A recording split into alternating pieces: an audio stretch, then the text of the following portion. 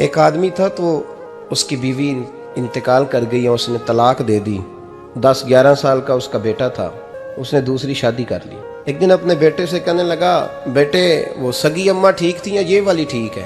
تو بیٹا کہنے لگا ابا جی یہ ٹھیک ہے. وہ سگی امی جھوٹ بڑے بولتی تھی. سگی امی جھوٹ بڑے بولتی تھی, جھوٹی تھی, یہ سچی ہے. اس نے کہا بیوقوف تیری ماں جھوٹی تھی. اس نے کہا ابا بڑی. کہا کس طرح؟ کہنے لگا ابا جی میں نا کبھی آپ کو پتا میں شرارتی ہوں, کبھی میں شرارت کرتا تھا نا کوئی برتن توڑ دیتا تھا تو میری سگی اماں مجھے تھپڑ مار کے باہر نکالتی تھی.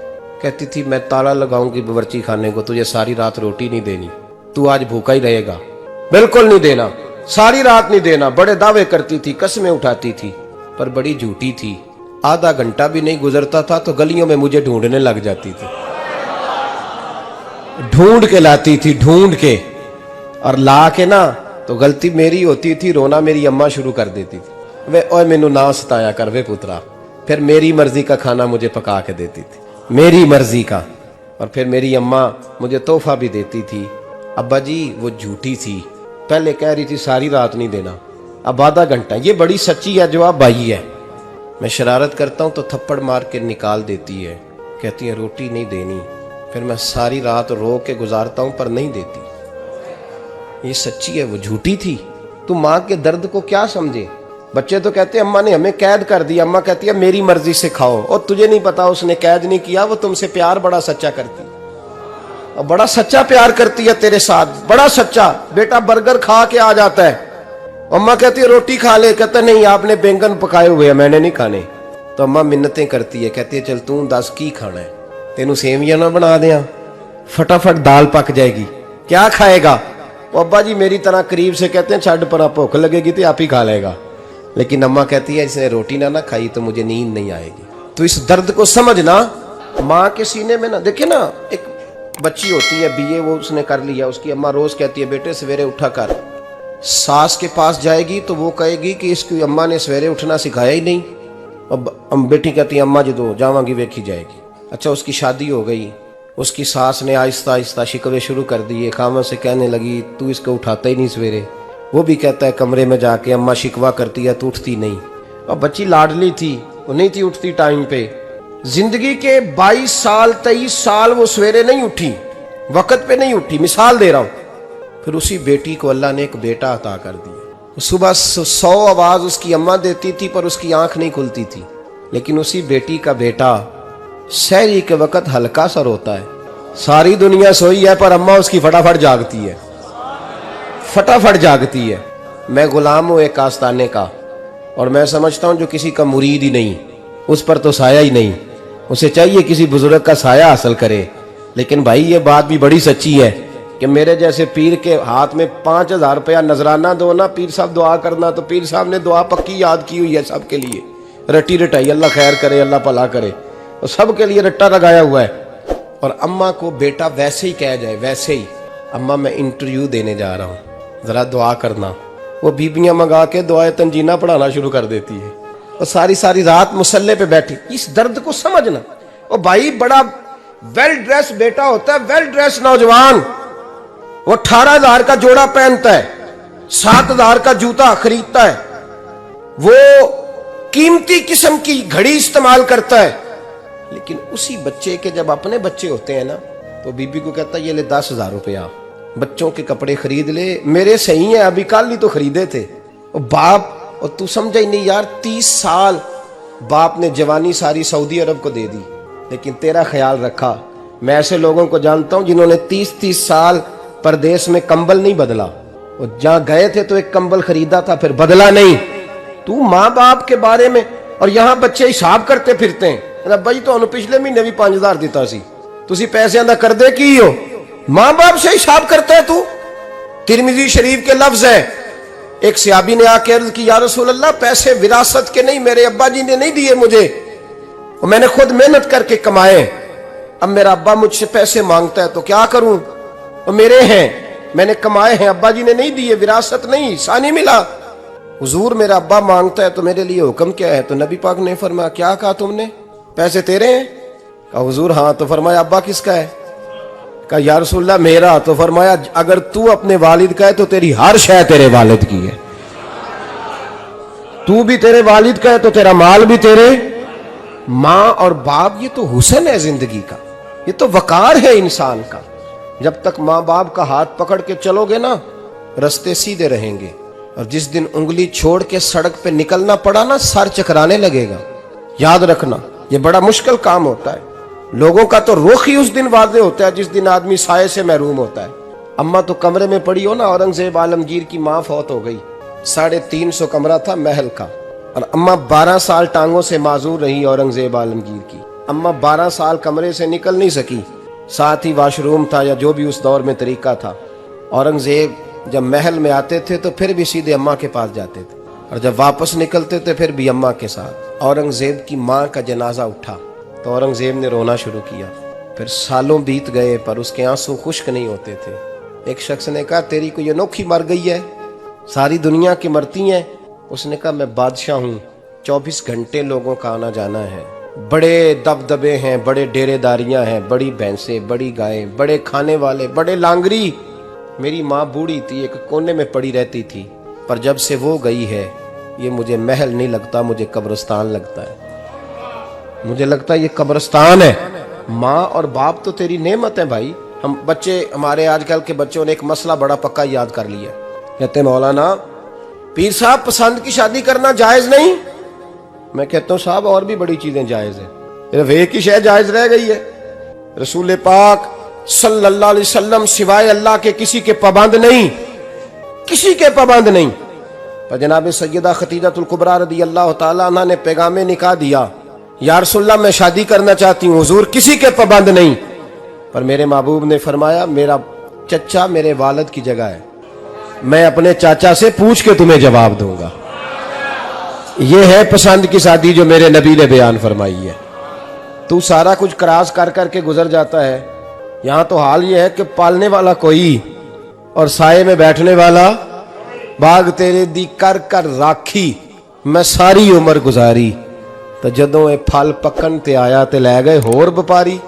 और बेटा गुजरता है अम्मा के दरवाजे के आगे से, अम्मा के दरवाजे के आगे बेटा अमरूद लेके आया है 6 किलो। तवज्जो है मेरी बात पर? इधर देखें जी, छोड़ें थोड़ी देर हमारी सुने। वो अमरूद लेके आया 5-6 किलो, तो अम्मा के दरवाजे के करीब से गुजर गया रात को। तो कमाई खाने का टाइम आया ना, तो गुजर गया। तो वो वजीर आजम से डरता है ना, तो जाके बीबी से कहता है, बीबी के हकूक देना भी रसूलुल्लाह की सुन्नत है। लेकिन ये क्या बात हुई, तूने बीवी और माँ का मुकाबला शुरू करा दिया? समझ तो सही, ये तेरे लिए काबे की जगह है और तू बीवी के लिए काबे की जगह है। उसे भी समझना चाहिए, गौर करना चाहिए। 5 किलो अमरूद लेके तो माँ के कमरे के करीब से गुजर गया है। बीबी को जाके कहता है, चल आधा किलो अम्मा को भी दे आ, उसके कौन से दांत हैं। तो प्लेट में डाल के वो लाई है। तू समझा ही नहीं, तूने गौर ही नहीं किया। बंदा तो वो ठीक नहीं था, नेपोलियन। पर किसी ने उससे पूछा था, बता जिंदगी में पैसे लेने का मजा कब आया? उसने कहा कि मुझे मजा तब आता था कि मैं अपनी सारी कमाई ला के अपनी अम्मा के हाथ पे रखता था, और फिर जब मैं अपनी माँ से थोड़ा थोड़ा खर्चा लेता था ना, थोड़ा थोड़ा। तवज्जो है मेरी बात पे? अम्मा जी 10 रुपए दे आज। कहते जब मैं थोड़ा थोड़ा खर्चा लेता था ना, तो मुझे यूं लगता था जैसे मैं बादशाह वक्त के सामने खड़ा हूं और वो खजाने का मुंह खोल खोल के मुझे देता जा रहा है। तो इस जायके को समझ तो सही भाई, तो इसको समझ तो सही भाई। याद रखें और गौर करें, माँ और बाप। और फिर ये भी सुन लें, नबी पाक सल्लल्लाहु ताला अलैहि वसल्लम ने माँ बाप के लिए फरमाया, हुमा जन्नतुका व नारुक, यही तेरी जन्नत है और यही तेरे लिए जहन्नम है। अगर ये राजी हो गए तो तेरे लिए जन्नत है, नाराज हो गए तो चाहे तू 100 पीर के मज़ार पे हाजिरी दे आ, लेकिन जब तक अब्बा राजी नहीं उतनी देर तक अल्लाह राजी। ये हदीस पाक है, हुजूर ने फरमाया, जिसके वालिद राजी उसका अल्लाह राजी, और जिसका बाप नाराज उसका अल्लाह। हाँ बेशक, अब ये हदीस है ना, तो सारे वली एक तरफ बैठ जाएं, कहें या अल्लाह बख्श दे मुरीद को।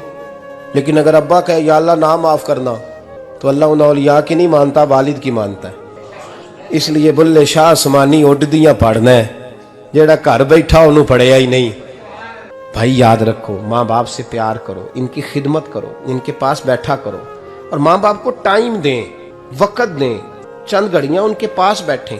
आप यकीन करें, अब्बा जी से आप मशवरा कर लें, सिर्फ मशवरा, मर्जी बेशक अपनी करें, لیکن اس مشورے میں آپ کو اتنا سایہ ملے گا کہ زندگی میں کبھی ناکامی نہیں ہوگی. پر اسی سجن دی مننی ابے دی نہیں مننی. وہ پھٹے پہ جو نلائق ہماری طرح کا بیٹھا ہے اس سے مشورہ لینا ہے, والد سے نہیں لینا. باپ کے پاس بیٹھیں, اس سے مشورہ لیں. میرے ابا جی کسان تھے. میں نے اپنی زندگی میں ڈھیروں چیزیں اپنے باپ سے سیکھی ہیں, درجنوں چیزیں سیکھی ہیں. میرے والد بڑے خوددار تھے, مزاج میں عجیب سی خودداری تھی. کوئی بندہ کبھی حال پوچھ لیتا تھا نا کہ حالات کس طرح کے ہیں, تو فرماتے تھے بھائی اگر بتانا ہوا تو اپنے اللہ کو بتاؤں گا. الحمدللہ بڑا فضل ہے. میں نے ان کے ہاتھوں پہ ہمیشہ چھالے دیکھے, ہمیشہ چھالے, لیکن ان کا ہاتھ کبھی کسی دنیا دار کے سامنے پھیلتا ہوا نہیں دیکھا. لوگ مجھے کہتے ہیں آپ کس پیر صاحب کے صاحبزادے ہیں, تو میں کہتا ہوں میں اس پیر کا صاحبزادہ ہوں جس نے محنت کر کے حلال کی کمائی کھائی ساری زندگی. یہ لوگ پیر نہیں ہوتے, یہ مرشد نہیں ہوتے. اور میں نے درجنوں چیزیں سیکھی ان سے. تو سیکھنے تو بیٹھ, تجھے ہزاروں چیزیں ملیں گی. بھائی اپنی زندگی میں ماں باپ کی طرف دیکھو, سب سے ضروری کام ہے انہیں وقت دو. اماں کے او بھائی بڑا مشکل ہے دنیا داروں سے تعریف کرانا. اماں دے کول تے ایویں 2 منٹ راتی بھئی نہ آکھی اماں پیر کٹے نہ رضائی جو تیرے گھٹ چھڑا. تے اماں کہندی جا میرا پتر تھکیا آیا ہے تو سو جا کے. میں کدو کام لگی سا, میں کدو حلوا انڈئی سا, جا سو جا کے. بس یہ کاروائی ہے. تو نے 2 منٹ کے لیے کہہ دیا, سویرے پورے محلے میں تیری اماں کہے گی اللہ میرے پتر ورگا پتر سارے نو دے. راتی آندا ہے تے مینوں گھٹ کے سوندا ہے. اللہ گھٹیا کوئی نہیں, سو ایویں کاروائی پائی سو, لیکن وہ سب کو بتاتی ہے. تو بھائی اتنی قیمتی چیز اور تو چھوڑ کے میں کبھی جلسے سے دیر سے آتا تھا نا, اب تو جاتا نہیں زیادہ جگہوں پہ. کوشش کرتا ہوں کہ چلو ماحول کے مطابق, تھوڑا خشک آدمی ہوں تو ہر جگہ سیٹ نہیں ہو پاتا, اس لیے کم جاتا ہوں. تو کبھی رات کو آتے تھے نا دیر سے, میری اماں جی شوگر کی مریض تھیں, تو میں چھوٹے بھائی کو فون کرتا تھا کہ اماں جی سو گئے کہ نہ سو گئے. میں کہتا تھا کہ تو نہ اس طرح کر, نیچے آ جا, 2 بج گئے ہیں, وہ شوگر کی مریض ہیں, آنکھ کھل جائے نا تو دوبارہ لگتی نہیں بزرگوں کی, تو دروازہ کھول دے, اندر دستک دی تو دقت ہوگی. تو میں جوتے اتار کے اندر داخل ہوتا تھا, تو پہلا قدم رکھتا تھا تو میری اماں بول پڑتی تھی پتر آ گئے آ گئے. او بھائی تو اس درد کو سمجھنا, کوئی تجھے ملے گا, کوئی ملے گا تجھے ایسا. اب میں دور دراز بھی چلا جاتا ہوں, ان کی زندگی میں نہیں جا پایا, کہتے ہم نے نہیں جانا, گھر میں رہنا ہے. اس کیف کو سمجھ لے, اس دولت کے قریب ہو جا. حضرت ابو ہریرہ رضی اللہ تعالیٰ عنہ فرماتے ہیں میری اماں بوڑھی تھیں, میں ان کی خدمت کرتا تھا. باپ کی خدمت اور ماں کی خدمت سب کے حصے میں نہیں آتی. یہ رب جسے محبوب رکھتا ہے اسے یہ موقع عطا کرتا ہے. خوش نصیب ہے جسے بوڑھا باپ ملے اور وہ نوکری کرے. خوش قسمت ہے جس کو بیمار ماں ملے اور وہ نوکری کرے. حضرت ابو ہریرہ فرماتے ہیں میری اماں بوڑھی تھیں, تو ان کا معدہ کمزور ہو گیا تھا, تو میں اٹھا کے پخانہ پیشاب کرتا تھا تو کئی دفعہ میرے اوپر کر دیتی تھی.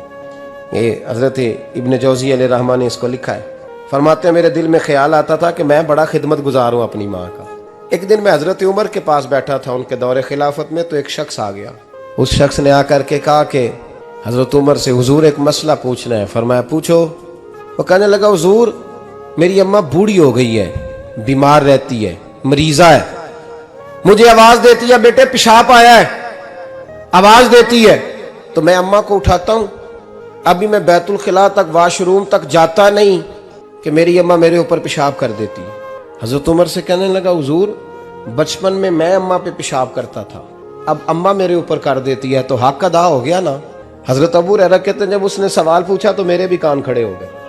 میں نے کہا یہ تو میرے والا مسئلہ پوچھ رہا ہے, میرے والا مسئلہ پوچھ رہا ہے. میرے پاس ایک دوست جمعہ پڑھنے آتے ہیں بڑی دور سے, مجھے کہنے لگے حضرت صاحب جدوں بھی میں آنا نا تسی میری ہوئی گل چھیڑ دیندے ہو, وہ جو بات ہوتی ہے نا بالکل میری ہوتی ہے. میں نے کہا نہیں یار جو میں کر رہا ہوتا ہوں وہ میری بھی ہوتی ہے, وہ سارے معاشرے کی ہوتی ہے. ہمیں لگتا ہے کہ میری ہو رہی ہے, حالانکہ وہ بات ہماری سب کی مشترکہ ہوتی ہے. سن لے اور یاد رکھ لیں.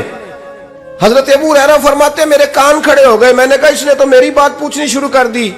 حضرت فاروق اعظم سے کہنے لگا حضور بچپن میں اماں پہ پیشاب کرتا تھا, وہ میرے اوپر کر دیتی ہے تو حق ادا ہو گیا.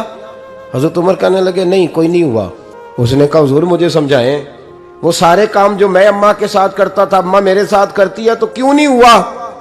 حضرت عمر کہنے لگے بھائی پیشاب تو بھی اماں پہ کرتا تھا اور اماں بھی تیرے اوپر کرتی ہے, پر تیری اور تیری ماں کی سوچ میں بڑا فرق ہے. اس نے کہا حضور کس طرح؟ تو کیا جواب ہے سیدنا فاروق اعظم کا. لو کان نبی بعد لکان عمر ابن خطاب. کیا جواب ہے. حضرت عمر فرمانے لگے تیری اور تیری ماں کی سوچ میں بڑا فرق ہے. کہا حضور کس طرح؟ فرمایا جب تیری اماں تیرے اوپر پیشاب کرتی ہے نا تو دعا کرتا ہے کہ یا اللہ بوڑھی ہو گئی ہے اسے پردہ دے دے، اور جب تو اپنی اماں پہ پیشاب کرتا تھا تو وہ دعا کرتی تھی یا اللہ میرے لال کو لمبی زندگی عطا فرما. فرمایا یہ تیرا اور اس کا فرق ہے. کہا جب تیری اور تیری ماں کی سوچ میں. اور نبی پاک صلی اللہ علیہ وسلم نے فرمایا ہے جتنے بھی گناہ انسان کرتا ہے نا اللہ کریم سزا کو روک دیتا ہے، قیامت میں سزا دے گا. اور جو ماں باپ کا نافرمان ہے نا اس کو دنیا میں بھی سزا ملے گی. جو ماں باپ کا نافرمان ہے اسے دنیا میں بھی.